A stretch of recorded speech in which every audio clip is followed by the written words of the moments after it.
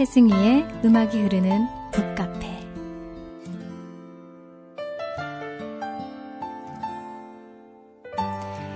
한 주간도 평안하셨나요? 음악이 흐르는 북카페 최승희입니다. 걱정인형이라고 들어보셨나요? 걱정인형은 과테말라에서 오래전부터 전해오는 인형이라고 합니다. 아이가 걱정이나 공포로 잠들지 못할 때 부모들은 6개 정도의 걱정인형을 작은 청가방이나 나무 상자에 넣어 아이에게 선물을 했다고 하는데요. 아이가 하루에 하나씩 인형을 꺼내 자신의 걱정을 말하고 베개 밑에 넣어두면 부모는 베개 속의 걱정인형을 다음날 치워버린다고 합니다. 걱정인형이 내 걱정을 대신해 줄 것이라는 믿음은 실제로 아이들의 수면장애나 심리치료의 목적으로 이용하기도 한다는데요. 어른들에게도 걱정일랑 내게 맡기고 너는 잠이나 자 라고 속삭이는 걱정인형이 있다면 든든한 위로가 될 것 같기도 합니다. 오늘은 걱정을 붙들고 사는 모든 일을 위한 책을 소개하고자 합니다. 페리 노블의 삶의 어떤 순간에도 하나님입니다. 그는 미국에서 두 번째로 큰 규모인 뉴스프링 교회의 담임 목사로 미국에서 주목받고 있는 차세대 목회자 중에 한 명입니다. 한때 그도 심각한 우울증과 공황장애로 약을 먹어도 잠을 못 이루며 걱정으로 밤새 뒤척이고 삶을 끝내고 싶었던 순간이 있었다고 합니다. 그는 지금 탈출구가 분명 있다고 말합니다. 이 책에서는 다니엘과 욥을 통해 우리를 위기의 순간에도 붙드시는 하나님을 보게 됩니다. 찬양으로 먼저 함께 하겠습니다. 송영주의 외로움이 밀려올 때마다.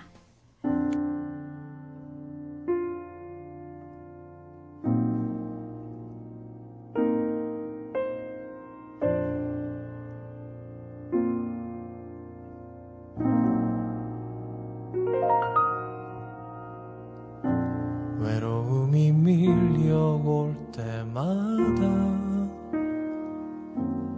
깊은 절망이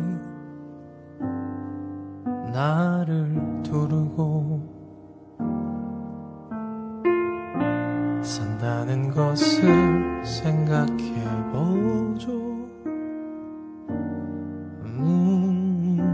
답이 없는 것 같을 때가 많아요. 이런 날 받아주나요? 이런 날 사랑하나요? 돌아보나요? 외로움이 밀려올 때마다 난 몸 놓아 불러요. 이 노래를 부르죠. 당신을 부르죠. 내 노래를 들으시는 이유 어서 오세요. 지금 내게로 나 당신을 기다려요.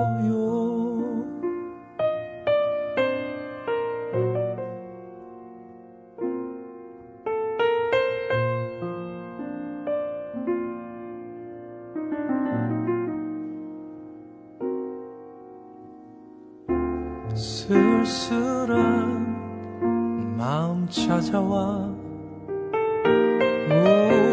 우울한 생각이 들면 노래 불러요. 외로움이 밀려올 때마다 난 목 놓아 불러요. 이 노래를 부르죠. 당신을 부르죠. 내 노래를 들으시는 이유 어서 오세요.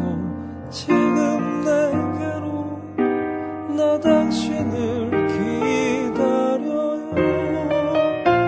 외로움이 밀려올 때마다 난 목 놓아 불러요. 이 노래 부르죠.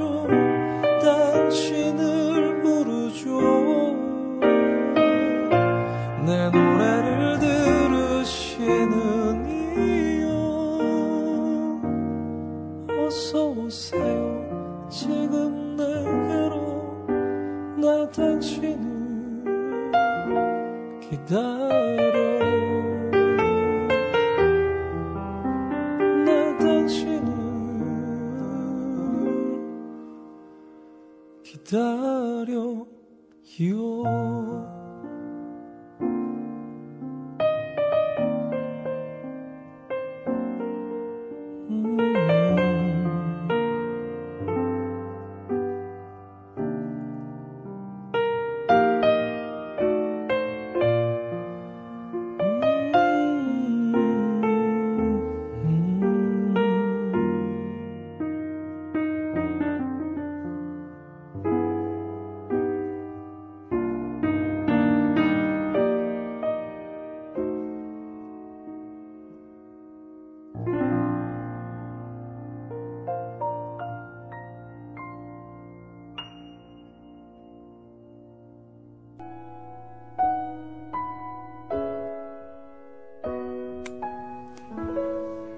오장의 4편 고통의 한복판에서 주님의 살아계심을 선포하라 소개해드립니다.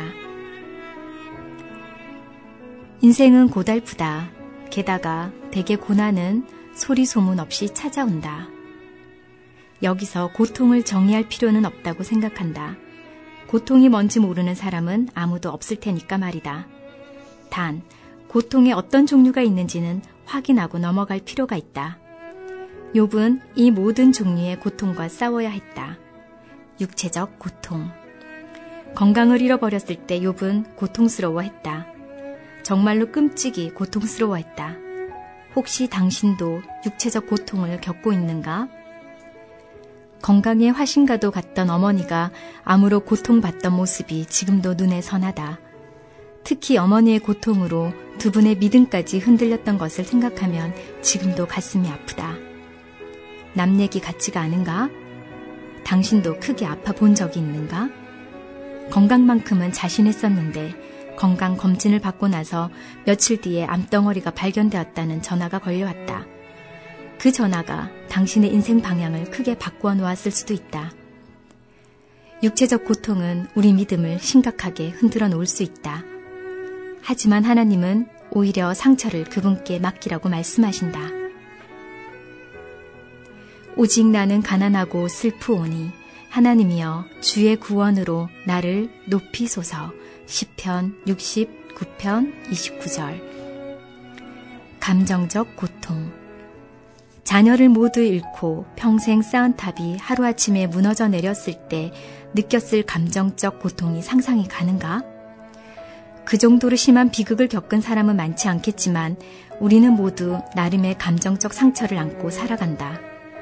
자녀를 먼저 떠나보낸 사람들, 과거에 성폭력을 당한 사람들, 유산의 아픔을 간직한 사람들, 실직하고 나서 자살을 생각했던 사람들, 이혼을 경험한 사람들.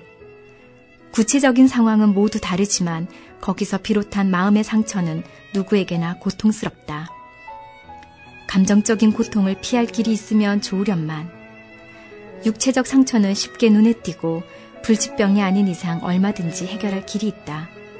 그에 비해 감정적 상처는 깊은 곳에서 생긴다. 우리는 웬만해선 그 상처를 꺼내 보이지 않기 때문에 속에서 골마 터지는 경우가 많다. 심지어 두려운 마음에 하나님께도 그 고통을 감추려는 사람들이 많다. 하지만 기억하라. 하나님은 우리의 의문이나 두려움, 의심보다 크신 분이다. 재정적 고통. 욥은 전 재산을 날렸다. 이런 종류의 고통은 특히 남자들에게 치명적이다. 남자들은 주로 경제력에서 자존감을 얻기 때문이다. 수입이 줄어드는 순간 남자들은 절망감과 패배감을 느낀다. 최근 전 세계적으로 몰아친 경기 한파는 무엇보다도 가정을 책임지는 가장들의 가슴을 아프게 하고 있다. 불경기의 굴레를 벗어날 기미가 보이지 않아 남자들의 시름은 나날이 더 깊어간다. 이 책을 읽는 독자 대부분이 재정적 고통을 겪어봤을 것이다. 돈이 궁하면 그 외에도 다른 가진 것은 모두 있고 절망감에 휩싸이기 쉽다. 하나님이 주신 선물이 아직도 많건만 카드 고지서만 날아오면 곧바로 얼굴에 수심이 들이운다. 가족을 먹여 살릴 길이 막막해지면 이내 우리는 하나님이 지금까지 변함없이 인도하셨다는 사실을 잊어버린다. 관계적 고통. 욥과 아내가 적잖은 불화를 겪었으리라는 것은 꼭 가정 상담사가 아니라도 충분히 짐작할 수 있다. 어느 부부나 냉전을 치를 때가 있다. 확 이혼하고 싶었던 적이 있는가? 배우자 얼굴을 보며 내가 왜 이 인간이랑 결혼했을까? 하며 후회한 적은 없는가? 나는 서로 주고받은 상처를 더는 참을 수 없어 갈라서겠다는 부부들을 수없이 만나 상담했다. 욥의 아내는 남편을 포기하고 싶었다. 물론 성경에 나와 있지는 않지만 욥의 아내가 믿기는 마찬가지였을 것이다. 하지만 알다시피 끝내 두 사람은 서로를 포기하지 않았고 결국 관계를 회복했다. 배우자가 아닌 부모나 직장 동료 혹은 예전에는 좋은 친구라고 생각했던 사람과의 관계 때문에 아파하고 있는가? 관계가 깊을수록 그 관계가 깨졌을 때 고통은 더 심해진다. 하지만 그런 고통스러운 순간을 겪으면서 나는 하나님이 나 혼자 끙끙 앓게 내버려 두시지 않는다는 사실을 배웠다. 그리고 하나님의 임재는 내 고통보다 크다. 영적인 고통. 당시 욥이 마주했던 오해는 지금도 여전히 존재한다. 바로 하나님이 좋은 사람들에게는 좋은 일만 허락하시고 나쁜 사람들에게는 나쁜 일만 허락하신다는 오해다. 과연 착하게 살면 평생 웃을 일만 생기고 악하게 살면 타이어가 터지고 자녀가 말썽이고 가정이 깨지는 식의 나쁜 일만 꼬리를 물까? 이런 관념에는 두 가지 문제점이 있다. 하나는 예수님이고 다른 하나는 성경이다. 의도야 어쨌든 많은 사람이 기독교를 몇 가지 교훈과 공식으로 축소시키려고 한다. 기독교 범퍼 스티커의 대부분이 헛소리다. 그 중에서도 내 눈에 가장 거슬리는 문구는 세상에서 가장 안전한 곳은 하나님의 뜻 아니다 라는 것이다. 정말 아름다운 표현 같지 않은가? 한편의 시 같지 않은가? 감동적이지 않은가? 하지만 전혀 틀린 말이다. 하나님의 뜻 아니 세상에서 가장 안전한 곳이라면 예수님의 고난은 도대체 뭔가? 역사상 그분만큼 완벽히 하나님의 뜻 안에 계셨던 분도 없다. 하지만 그분은 매를 맞고 조롱을 당하다가 끝내 십자가에 못 박히셨다. 하나님의 뜻은 선하지만 안전과는 거리가 멀다. 욥은 잘못한 것이 하나도 없었다. 잘못은커녕 매사에 옳은 일만 하는 사람이었다. 욥기의 처음 2장을 보면 그의 성품은 보통 사람이 감히 따라오질 못할 만큼 고결했다. 하지만 나머지 장에서 그는 분노와 혼란, 좌절의 소용돌이 속으로 휘말렸다. 이만큼은 아니더라도 누구나 힘든 시절을 겪는다. 인생이란 원래 고달프기 때문이다. 채널을 돌리다가 텔레비전 설교자가 나오면 아내는 빨리 채널을 돌리라고 난리를 친다. 오해하지는 말라. 텔레비전 설교자가 다 나쁘다는 뜻은 절대 아니다. 하지만 정말 귀를 닫고 싶게 만드는 설교자들이 덜어 있다. 전혀 사실무근인 내용을 버젓이 사실처럼 전하는 것을 듣노라면 당장 쫓아가 멱살을 잡고 싶다. 믿음이 좋으면 아프지도 않고 가난해지지도 않고 평생 좋은 일만 따라다닙니다. 거짓말도 이런 거짓말이 없다. 다시 말하지만 예수님은 이 땅을 걸었던 그 어떤 인간보다도 믿음이 좋은 분이었지만 십자가에 못 박혀 돌아가셨다. 굳이 예수님이 아니라 순교자들만 봐도 그렇다. 예수님의 많은 제자가 전도하지 말라는 압박에 굴복하지 않다가 죽임을 당했다. 믿은 대가는 목숨이었다. 예수님의 삶 자체가 제자들에게 마지막으로 주셨던 말씀 가운데 하나를 그대로 증명해 보이고 있다. 이것을 너희에게 이르는 것은 너희로 내 안에서 평안을 누리게 하려 함이라. 세상에서는 너희가 환난을 당하나 담대하라. 내가 세상을 이겼노라. 다시 말해 우리는 고난을 당할 것이다. 단 우리의 이야기는 절대 거기서 끝나지 않는다. 모든 것이 나쁜 세상에서도 하나님은 여전히 선하시다. 육체적, 감정적, 재정적, 관계적, 영적으로 힘든 고통의 한복판에서도 하나님은 내 편이십니다. 이때 내게 필요한 것은 믿음의 눈인 것 같습니다. 정성화의 음성으로 듣습니다. 오직 믿음만이.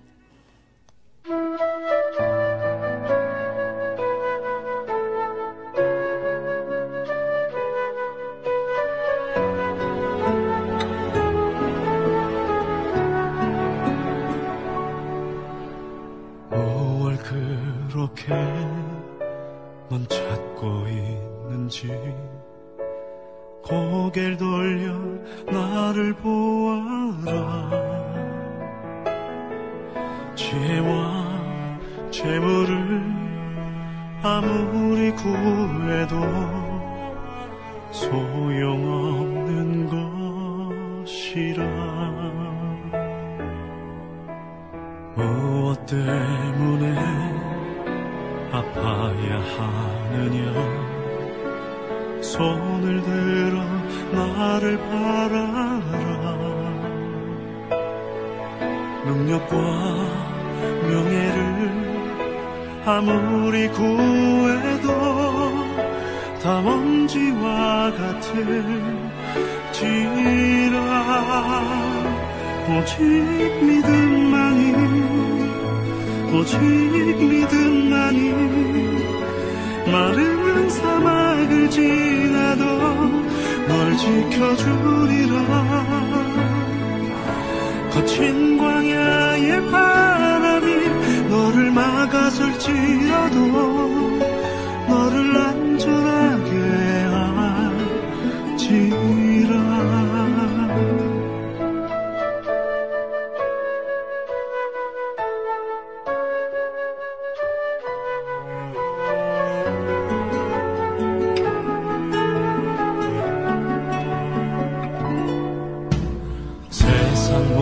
무엇이 널 구하였느냐.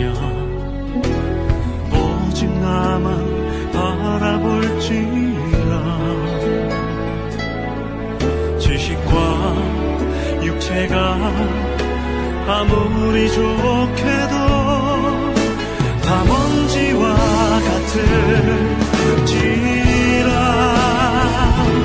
오직 믿음만이, 오직 믿음만이 마른 사막을 지나도 널 지켜주리라. 거친 광야의 바람이 너를 막아설지라도 너를 안전하게 할지라.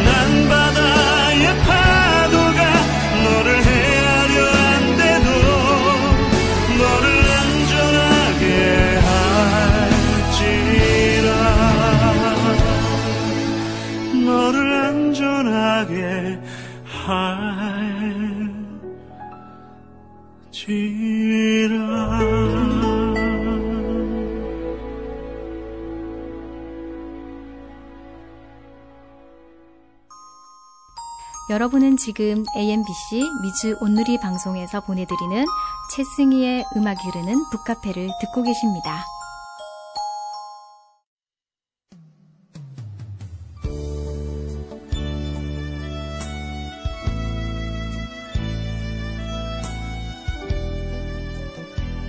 (5장의 6편) 하나님은 한 번도 나를 포기하신 적이 없다 소개해드립니다.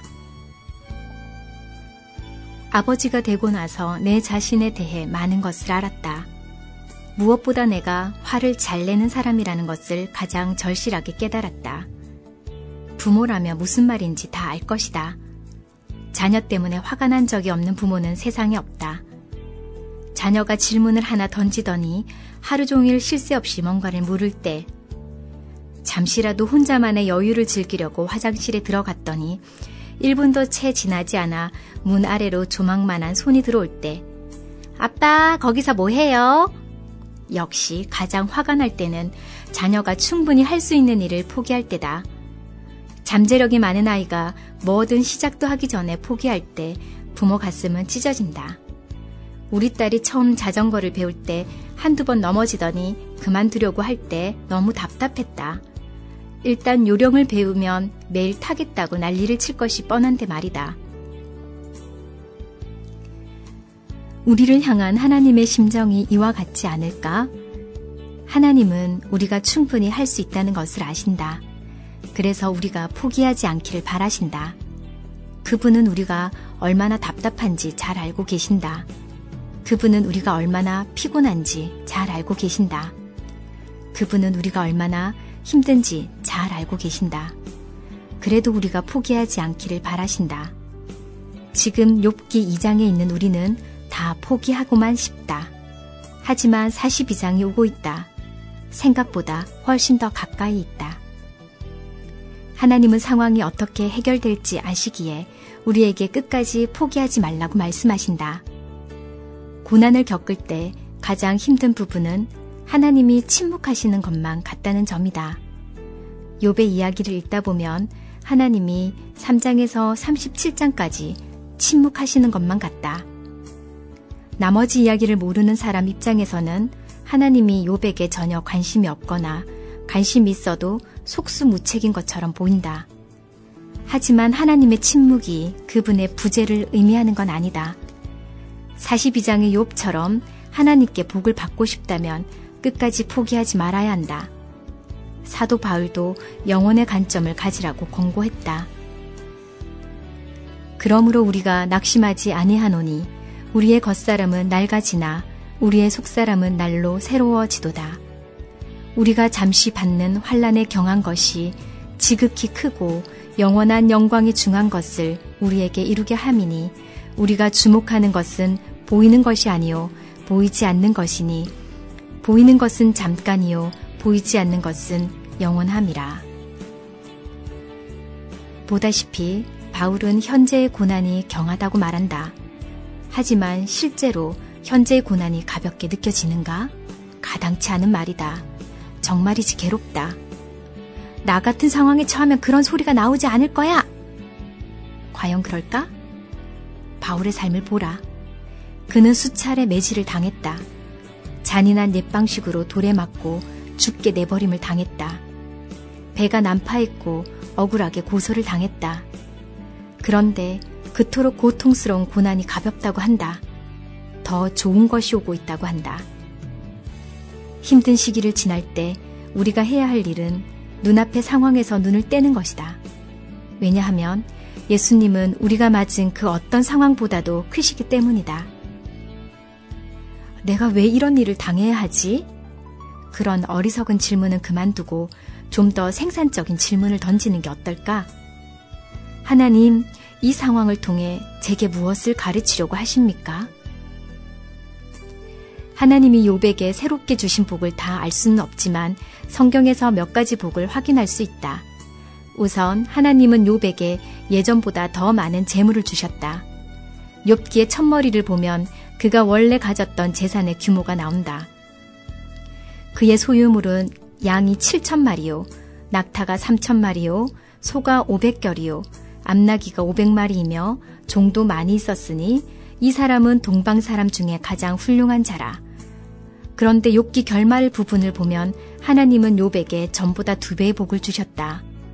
여호와께서 욥의 말년에 욥에게 처음보다 더 복을 주시니 그가 양 14,000과 낙타 6,000과 소 1,000결이와 암나귀 1,000을 두었고 수학 전문가가 아닌 내가 봐도 딱 2배다. 또한 고난 중에 욥은 친구들에게 믿음이 부족하다고 비난을 받았다. 그 바람에 우정에 금이 갔다. 하지만 결국 하나님이 욥의 억울함을 풀어주셨다. 하나님은 욥과 친구들 사이에도 개입하여 관계를 바로잡아 주셨다. 하나님은 욥이 평생 친구들에게 원망을 품고 살아가게 내버려 두시지 않으셨다. 하나님은 욥의 가족도 회복시켜 주셨다. 1장에서 자녀를 다 떠나보냈던 욥은 42장에서 전보다 더 많은 자녀의 복을 받았다. 또 아들 7과 딸 3을 두었으며, 물론 새로 태어난 자녀가 옛 자녀를 대신할 수는 없지만 다시 완벽한 진영을 갖춘 가족은 하나님의 신실하심을 보여주는 가시적인 증거였다.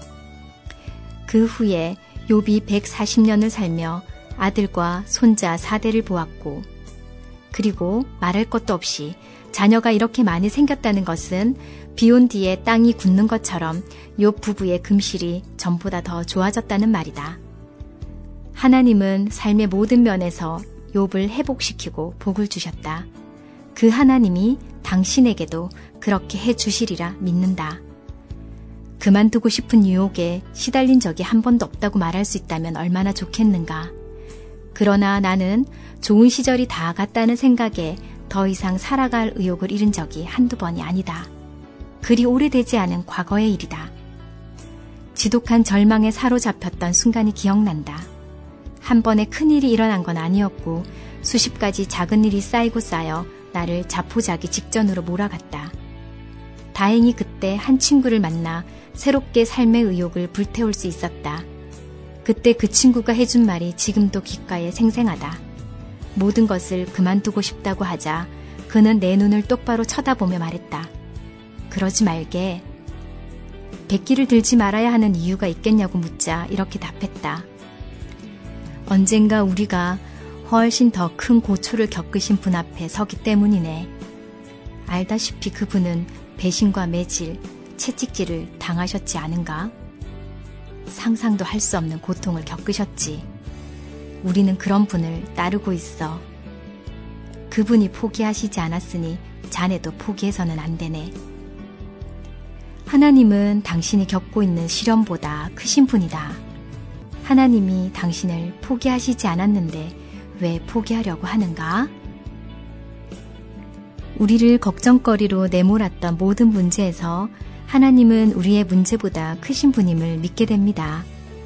하나님은 이혼보다, 암보다, 빚보다, 실직보다, 고난보다, 중독보다, 부끄러운 과거보다, 불투명한 미래보다 크심을 선포해보는 건 어떨까요? 음악이 흐르는 북카페는 아침에 나의 간절함을 마지막 곡으로 전해드리며 다음 주에 여러분 만날게요. 삶의 어떤 순간에도 하나님이 여러분과 함께 하십니다. 평안하세요.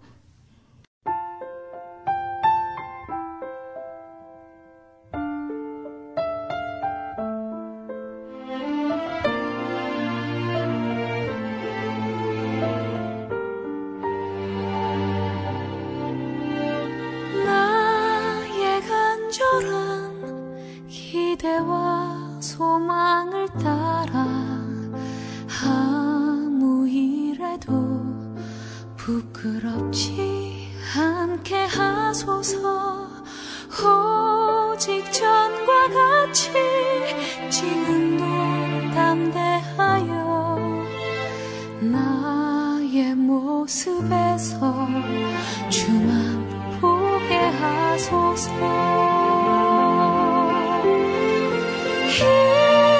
이것이 나의 뜻은 주님만 사는 곳이니